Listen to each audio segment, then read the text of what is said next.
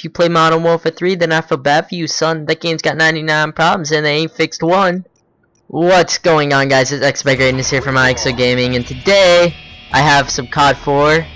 You know, the legend thing that started the Call of Duty multiplayer series off. Basically, I guess you could say Call of Duty 2. But who plays Call of Duty 2? It's 2012. So anyways, guys, this is kind of the first video of a new series that I'm going to do on IXO. It's going to be kind of like a mini-series, because it's just going to be me with one gameplay over each of the Call of Duties starting from this game. So Cod4, World at War, Modern Warfare 2, Black Ops, and Modern Warfare 3. Talking about what they should take from that game into Black Ops, or what they hopefully have already taken, because the game's probably pretty much made at this point. But yeah, so this game, it's the legend, guys. Like, what most people who would consider this game the best, not everybody obviously, but a lot of people, you could say, think this is the best Call of Duty ever, which is a pretty prestigious title, I guess is the right word for it. Or prestigious award, or whatever you want to call it. But one thing, the number one thing I think we can say that a lot of people think is good about this game, I'm not sure if I do or not. I don't really have one side that I like, and I'll explain that in a second. But a lot of people love the simplicity of this game. So so this game didn't have like assault and strike package and specialist and all that stuff. If you probably have played it. Didn't have that stuff. Didn't have like pro perks. It didn't have a million challenges. It didn't have contracts or COD points. It didn't have customizable kill streaks. All of that stuff. It was just very simple. It was basically guns, attachments, perks, and that was 5 classes. You know, you didn't get extra classes when you prestige. It was the simplest of all the Call of Duties. I'm not sure about. It's probably a little bit more complex than COD 2. I think COD 2 didn't have kill streaks or something.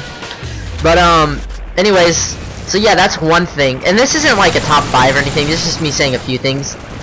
Personally, for me, I love this. I think the sniping in this game was pretty decent, and I wouldn't mind if they made it like that in Black Ops 2 or whatever they're gonna call it. A lot of people think it's too easy, but I don't. I don't really think it's that easy to snipe in this game. But I don't know. I think they should make it like World at War sniping personally, but that's just me. I'll talk about that in the World at War video that should be up next week. But anyways, so that's another thing. Another thing good about this game was the weapon balance. I mean, you had better weapons. You had the MP5 that I picked up off the ground right here. I didn't pick it up right here, but I'm using it.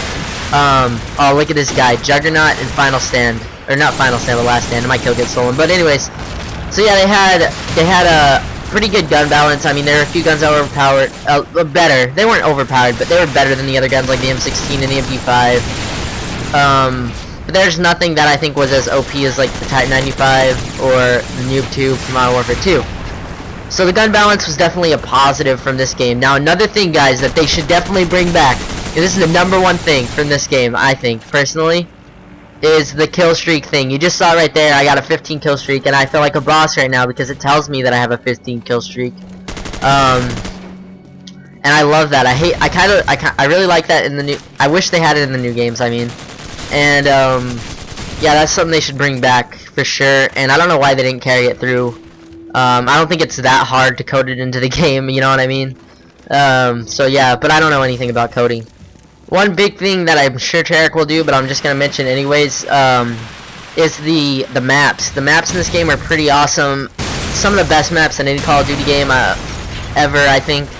And so Treyarch should definitely maybe add some in DLCs, or I'm not sure if they'll be able to do that though, because Infinity Ward made these or whatever, you know, because there's that whole thing going on. But also they should just use some of the ideas. Like this map was a pretty good map, you know. There's a few. I don't know the map names that well in this game, but yeah. The last thing I wanted to touch on, guys, was a lot of people. Now, I kind of fall on the other side of this, but a lot of people think that stopping power and Juggernaut being in this game made it a lot more balanced, and it made it to where a lot less people use Assassin or Ghost or whatever you want to call it. And that's definitely true. But even if you go back and play the games now, like I'm sure there's like 3 or 4 guys in this lobby using UAV jammer, just because that's what Black Ops taught us, or Modern Warfare 3 or whatever. Because there is no stopping power or jug in those games, even though those are the better perks. And personally, I would rather somebody run those if they're stopping Power and Juggernaut. But I don't want them back in the game mainly because I don't have too big of a problem with Assassin and or Ghost. And I want to have the freedom of being able to use things like Quick Draw or, you know, Hardline or Assassin, you know, for rushing. As long as they're not camping with Assassin, that's really when it's annoying. And I actually heard something today about them finding a way to counter camping, but I'll touch on that in a later commentary. I hope you guys enjoyed this. Those are just kind of my kill streaks in this game. You know, I didn't have the greatest score, but thanks for watching, guys. Peace.